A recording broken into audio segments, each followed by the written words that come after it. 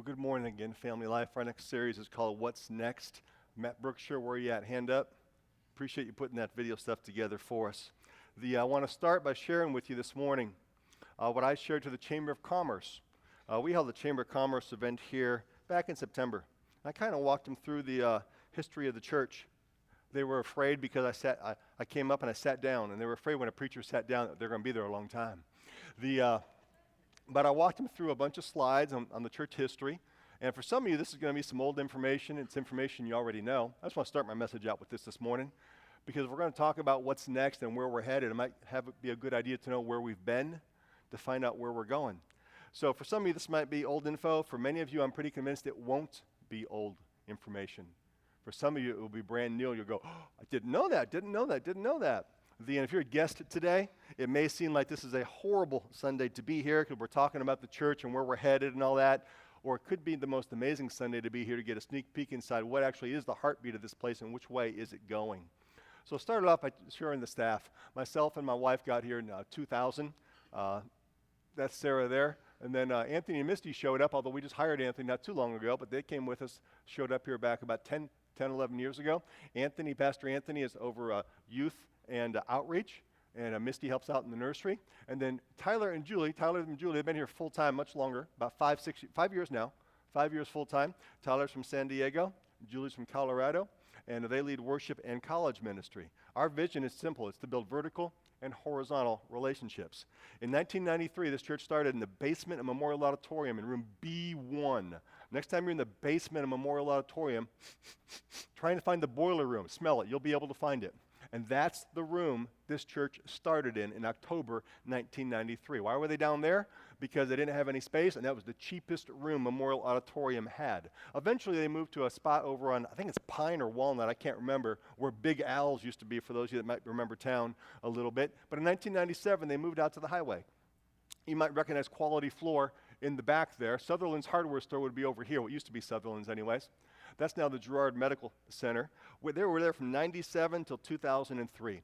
And that's where the church was when Mark, Sarah, and little Connor Lehman showed up. I know, crazy, huh? Is he even in the service right now, or is he helping somewhere? I'm just trying to find out if he's mad at me. He can get mad at me next service. We showed up in 2000. There were 30 people attending the church at that time, and we took it down to 25 just like that. It wasn't hard. But it was 25 names, 25 numbers, 25 stories that really still believed that God could do something amazing through this local church that was months away from sending the checkbook in and folding up. They had this land here already, so we broke ground in 2001. And in 2003, as I've only been pastoring the church for 3 years, I got to do something very few pastors ever get to do, and that's move a congregation. That was our moving day. That was the congregation that was there the day we moved into we broke ground with only about 50 people attending. We broke ground with only 50 people attending, and it seemed like a quarter of them were college students. And we moved in December of 2003, and we dedicated the facility in 2004, February. A lot of those were guests that came from out of town. I wish I could say that's what the attendance of the church was at the time. First Sunday in the building, we had about 140 people. It was awesome. Next Sunday, we had 35. Yeah. Did we build too big? What's going on here? That was February 2004. In October 2004, we went from 1 service to 2 services. And then in October 2007, we went from 2 services to 3 services. And we signed the funeral pact for our pastor, so we knew that was going to kill him. Ha! It didn't work. I'm still here.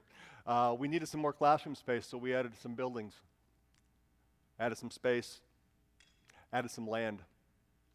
And then in 2010, we realized that with 3 services and 2.5 of them pretty filled up, there wasn't much more we could do without having to go forward and build again, so we started raising some funds. We called it Building Tomorrow Together. We started that in 2010, hoping to raise maybe $250,000. When the 3 years was over, the congregation gave over $310,000. So while we were raising those funds in 2011, we broke ground. We broke ground on that. And our first Sunday in the facility was in 2012, and that's a picture from the very first Sunday. And since that time, this facility has been being used by God. It's just 7,500 square feet of space that we added. There's plenty of buildings in town with way more square footage space than that, but a space that's been dedicated to God, that God's been using, and God's been changing people's lives in it. And that's what matters. And some of those lives were here the day that we dedicated the building. Some of those lives weren't here the day we dedicated the building. If you weren't here when we dedicated the building, good news, we built it for you. We didn't build it for ourselves. Honestly, we didn't. We didn't build it to save our pastor from 3 services. No, we built it for those who weren't here yet. And whatever we stinking do from here on out is not for those who are here. It's for those who have not yet arrived, that are still not connected to God. This church has been blessed to grow every year for the past 14 years. There were actually just a little bit less than 650 people here on Easter this past Easter. Now that's a bunch of numbers, isn't it? 648 numbers, but that's 648 names. That at some point a mommy and a daddy said, what are we going to call this person? And that's 648 stories that God's been trying to author, and at times some of those stories they've closed the book to God. But God's still trying to author on those stories. Every one of those stories matters to God. So we've been continuing to try and do outreaches. Chi Alpha does their outreaches at every Pitt State home game. We have another one coming up with Little Balkans Days. Many of you have been there and you've received water from us at one of these things. This past year we did a back-to-school outreach at Westside Elementary, giving everyone backpacks and smiles and stuff like that, and all the people that served in that way.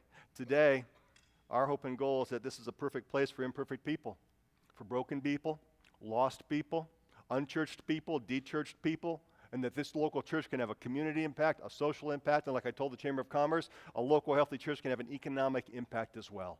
And then I ended it by challenging with this: do not attend a local church. Connect to one. If you have to go church shopping, that stinks, but sometimes you have to do that, but don't go church hopping. It's horrible. It's like eating a different fast food place every day. It's a horrible diet, and it will kill you on the inside. If you're going church shopping, find a place that sticks to God's word. Find a place you can respect the leadership. Find a place you can make friends, and that you can invite friends. That's what I shared to the Chamber of Commerce last September. A lot has happened since Sarah and I showed up in June of 2000, and I rejoice and still rejoice at some of those amazing victories. And since then, we had a community fair. That was the Westside Community Fair. Those were all the photos that we took of the families that let us take their photos. Some of them weren't ready. I know some of them were pretty small. I just wanted you to see how many people there were that we directly touched.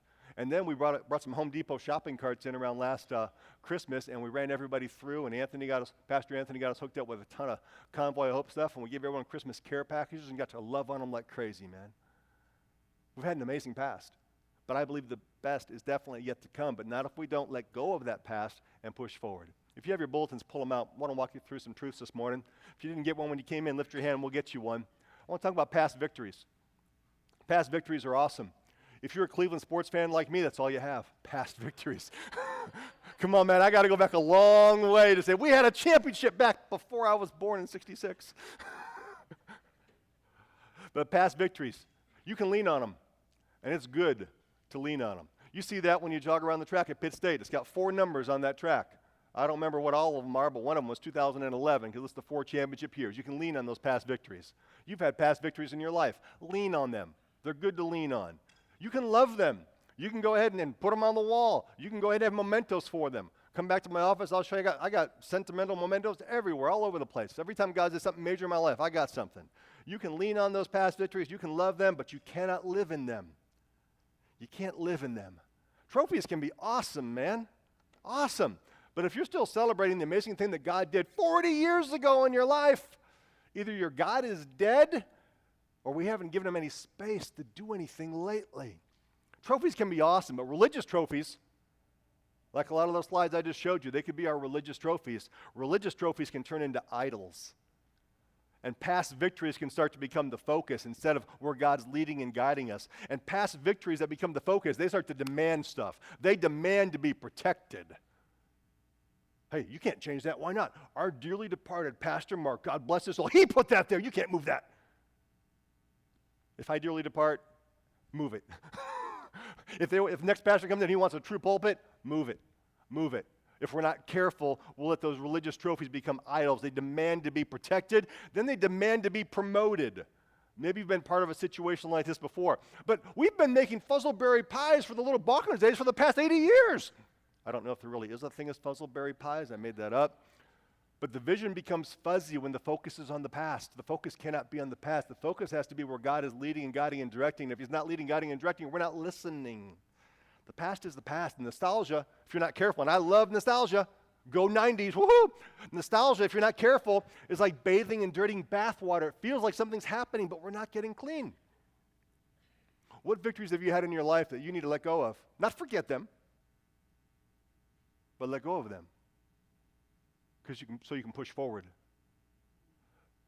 When I told people I was heading to Pittsburgh from Wichita, I heard lots of stuff. I heard there's a spirit over Pittsburgh that's preventing churches from growing. I don't think a church can grow in Pittsburgh until something breaks there. I just don't think it's going to happen. Well, gee, thanks for the encouragement. Appreciate it. I'm moving there next week. Awesome. What has happened is amazing. And some people were certain that what has happened could not happen. Repeat. Some people were very certain that what has happened could not happen. Would someone have said that about you being here this morning? Would they have said that about you 5 years ago? Said, them? There? Sunday morning? No way. Not them. Not there. Impossible, right? Yeah, impossible. Our God does the impossible. So what could happen? Many of you sitting here this morning, you're going, I can't believe what's happening, that I'm physically here, and I actually, Pastor, I wanted to be here. That's a crazy thing. 2 years ago, 5 years ago, no way. Yeah, I probably would have been in church, or I wouldn't have been, but I didn't want to be there, but I actually want to be here. What's going on? God's doing the impossible. Now, what could happen? If this was what happened already, what could happen if we doubled again in size? You're just talking about numbers. I'm talking about names and stories that matter to God. Last Sunday, just short of 400 people here. On average for the year, right around 350 to 400 on an average Sunday. What if it was 700 to 800? What if we doubled again? What could happen? Who would it happen to? Who is there that you've come down to this altar and prayed for before that you wouldn't be praying for them at this altar, you'd be praying with them at this altar? Who? Who is there that you know that needs what you think you're receiving from this local church? And I hope every pastor in town's got a message like this, and Kyle is busting First Naz and telling them to bring people as well. Whose life would have been changed? If we doubled again, what would change? What wouldn't change? What would stay the same? Dear God, I still hope we'd be friendly. I still hope we'd be giving out free drinks. I still hope we'd love people. But there's no way we could double again and not some things change. It'd be impossible for it not to. What if you doubled in size? No, let's not go there. You probably heard of conspiracy theorists. They drive me crazy. I wish they were booted off Facebook. But have you ever heard of a counterfactual theorist? It's actually something people study in history. A counterfactual theorist. What if a decision wasn't made in history? What if something went this way instead of that way? What if Hitler hadn't invaded Russia? It's called counterfactual history. What if we hadn't gone nuclear in World War II? What if the Royals didn't quit trading away their best players? Just major things in history. What would have happened if family life had quit chasing vision and gotten content in 2004 when we dedicated the first building? Would you have ever shown up? My guess is no. What if they hadn't sacrificed in October 2004 and went to 2 services so they can make more space for people who were not there yet? Some of you, no big deal, I would have found another local church. I've been going strong. I agree.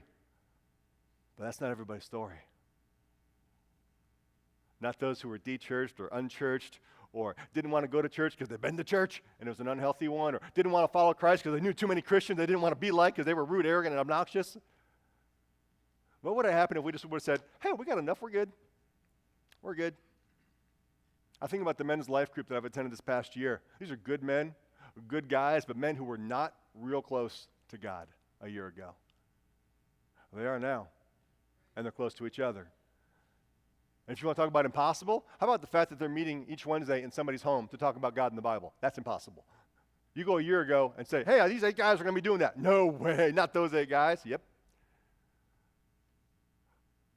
Right now, we're a healthy church. We're stable. We're growing. Some people think we're relevant. We got a decent reputation, so we fooled some people. Good. Let's keep it up. We got a great staff, amazing volunteer team members. Are we perfect? No. Are we without struggles? No. Do we hit a home run in every area? No. If it's working, don't fix it, right? No. If it's working, let's improve it. If it's working, let's figure out why it's working, so in case it breaks, we can figure out what broke. So that's what I did. I gave our staff a survey, our staff, our board, and all their spouses. I asked them, tell me the top 5 factors why you think this church has grown. meaning we've reached more people. Mold grows. Just because you're growing doesn't mean it's good. And I said, but don't say the blessing of God. Don't just say, well, God's blessed us. Duh. God's blessed. But isn't that arrogant to say God's blessed us, but what about the church down the road or across town? Didn't he bless them? Is it just God's got so much blessing he didn't have enough to give to everybody? So we're not taking for granted God's blessing, but we're already taking it into account. So I got all their survey responses. This is all our board, all our staff, and all their spouses. Why is it you think? What factors do you think have contributed? And then I kind of took all their answers and tried to form them into categories, and here's what they said. Hope you can read that. Maybe not. I'll read it real quick. Messages/sermons, hospitality, worship music, outreaches, staff and board leadership, excellence means we try and do things well, ministry team, the volunteers, and student and kids programs. And that survey will be in your email box probably before you get home. I'm going to ask you, would you tell me, pick 5 of those? I can't choose one of them out. Deal with it. You'll get over it. Pick 5. I'd love to get your input on that. There's a few more questions in that survey. It'll take you a total of 2 minutes. You can do it before you watch any more NFL preseason games. Let's talk about where we're going. What's coming up next? I got an outreach this Thursday. We're doing back-to-school outreach, not just at Westside, but Westside and Meadowlark. Little Balkans Days is coming up. We're going to touch 1,900 people at Little Balkans Days if we don't get rained out. Pitt State's got some home games coming up, which means Chi Alpha is going to be giving away the cheapest hot dogs we can find and as much love as we can possibly give away. Next week will be part 2 of this series, Vision for the Church. The next 2 weeks isn't Vision for the Church, it's Vision for you. You're never going to change your life until you change something you do on a daily basis. Where you are right now in your life is where you were headed 5 years ago, unless you made a dramatic change. Where do you want to be in 5, 10, 15, 20 years? How can God help you get there, and what direction are we going? In September, I've had this idea for the series for about a year. I finally called it Dear Me. We're going to have some 30-year-olds help me speak, some 50-year-olds, and some 70-year-olds help me speak that day, and we're going to talk to the 16-year-old self. If you're 30, what would you write to your 16-year-old self? What would you write if you were 50 to your 16-year-old self? What would you tell them? Then we're going to challenge the 16, meaning the 14 to 20-year-olds, to come down and be prayed for. Following week is going to be 30-year-old self. 16-year-olds, what would you write to your 30-year-old self? 70-year-olds, what would you write to your 30-year-old self? And so forth. Till the last week, we're going to focus on the 70-year-olds, meaning 55 to 119. And we're going to have 16-year-olds say, what would you write to your 70-year-old self? Then we're going to ask the 70-year-olds to waddle down to the front, get their wheelchairs down here, whatever it takes, if they want to be prayed for by 16-year-olds. I know this. I want to write my 70-year-old self, when you're 70, get prayed for by 16-year-olds. Can you say amen? That's September. October, November, we'll be doing a whole emphasis, the entire church, meaning kids, youth, everything, on what on earth am I here for? It's coming off the book, The Purpose-Driven Life, that we took our church through back in October 2004. It's been 10 years. This is easily one of the best books I've read next to my Bible, and for someone who's not sure on faith, I hand them the first 7 chapters of this book and say, read this. It'll help you understand God in an amazing way. We're going to be sending our life group leaders to James River to get some training for that as we look at that the entirety of October and November. What could happen? Who could be changed? Not how big will the church get? Who could be changed? We exist. And I know you could have filled your blank in on this one beforehand, right? Some of you already did.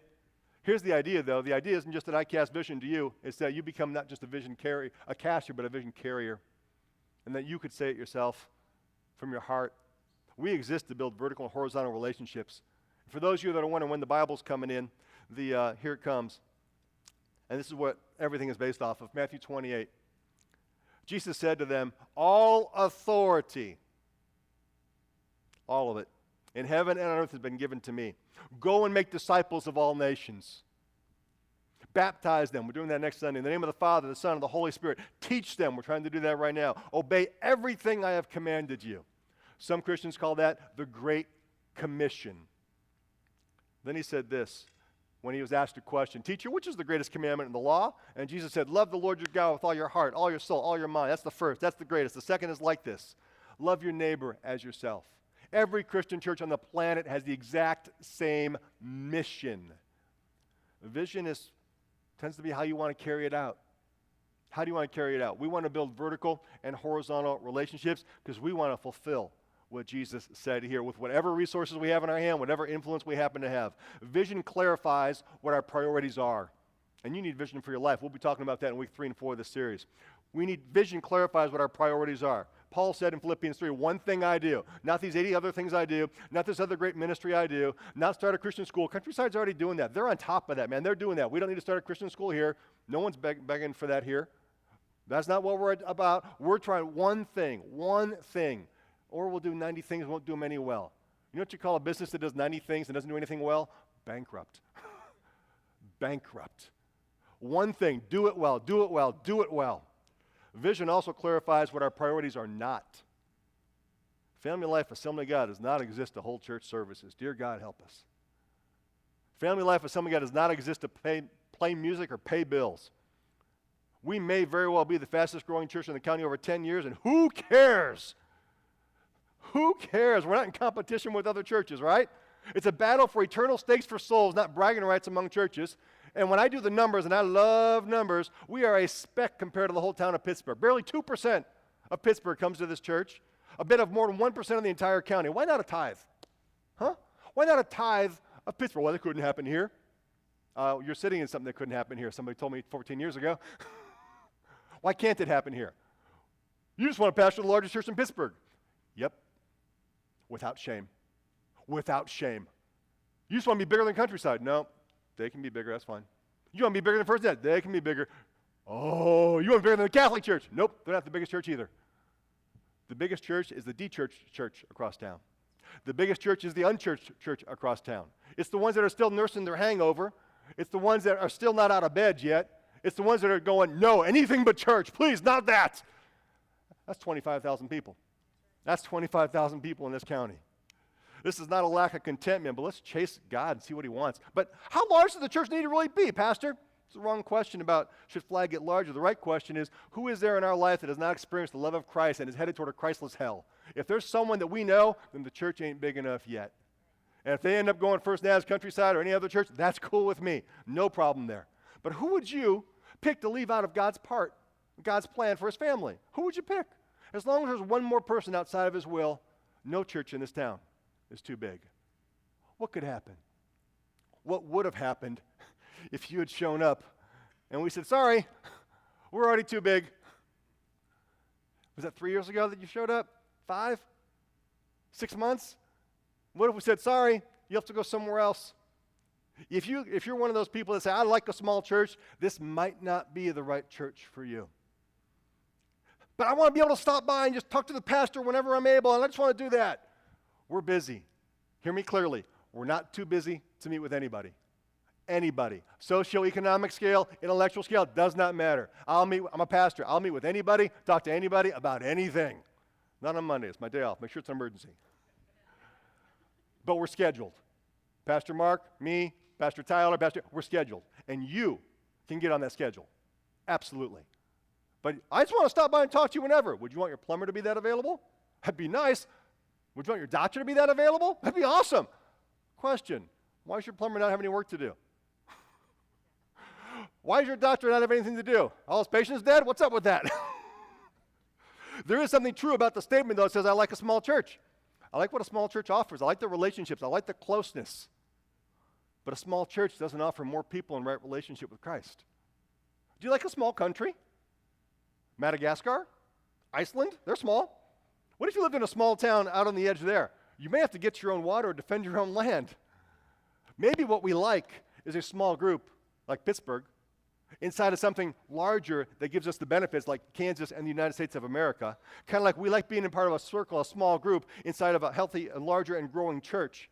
Because if we're not careful, a small church, and I've been part of them, you've been part of them, 40, 50 people for the same 40 years, is a small group. And there's nothing wrong with a small church. There's something wrong if it continues to be a small church. It's probably an unhealthy small group. It's not dynamic, not growing, not changing. But Pastor, I think our church is too big. It's already big enough. Question, was Family Life too big before you arrived or after you arrived and got comfortable? It's not too big, friends. It's not too big. He wants his church to be in a constant state of growth. Besides, my church, your church, it don't exist. It's his church. It's his church. And there's not a single person you're going to see at Walmart, at Mall Deli, at Del Rio, at wait, they're not open yet, at Chatters. There's not a single person you're going to run into this afternoon that is disconnected from God's family, that God's not going, I want to connect with them. I want them in my family again. I want them in my family for the first time. Whatever it takes, short of sin, to reach people. Whatever it takes, short of sin, to reach people. To reach those that no one else is reaching, we may have to do what no one else is doing. That doesn't make it right. It makes it an experiment. We're going to try it. If we're not willing to do whatever it takes to reach people far from God, we'll eventually do nothing at all. So what's the goal? Are people who were far from God no longer far from God? I look across the room. I see tons of stories. Some of you are getting baptized next week. Are people who were far from God no longer far from God? If the answer is yes, then let's keep moving forward. If not, we don't need to abandon ship, but we may need to change everything. Are people who were disconnected from God's people getting connected? Not just to God, but to God's people. The question is not, is attendance up? It is, it doesn't matter. Is offering up? It is, it doesn't matter. It's not, has Tyler played my favorite song? No, and he hasn't even asked me what my favorite song is yet either. Drives me nuts. The question is, who's still far from God? And it's breaking God's heart. So what could happen? Ty, you want to bring your team down, friend? When we come down to the altar, and we're going to go open the altar here in just a moment, and plan right now, if you have a seatbelt on, slash it, please. Who is there? I mean, we set up more chairs now because we have a bunch more chairs. Who is there that needs to be in one of these chairs in 6 months, in a year? You know they need what is happening in this local church. Maybe they'll go back to their own local church. That's cool too. But you know they need that. You know how heartbroken you might be if you came in on Sunday and we said, hey, we closed up shop, we sold everything and gave it to a missionary. Go somewhere else. I'm going to ask you to come down on the altar in just a moment and pray. God, who is it you want me to draw? Who is it you'd like me to shine to? Who is it you'd like me to invite to? What if you were coming down to the altar not to pray for them, but in 6 months you came down to the altar to pray with them? And can I tell you, we've seen that again and again and again over the past 10 years. Someone that someone was praying for, now they're kneeling next to you. And you might think it's always the older generation inviting the younger generation. Frequently what we've been seeing is daughters praying with senior citizen dads. And if that don't touch your heart broken, man. It's broken.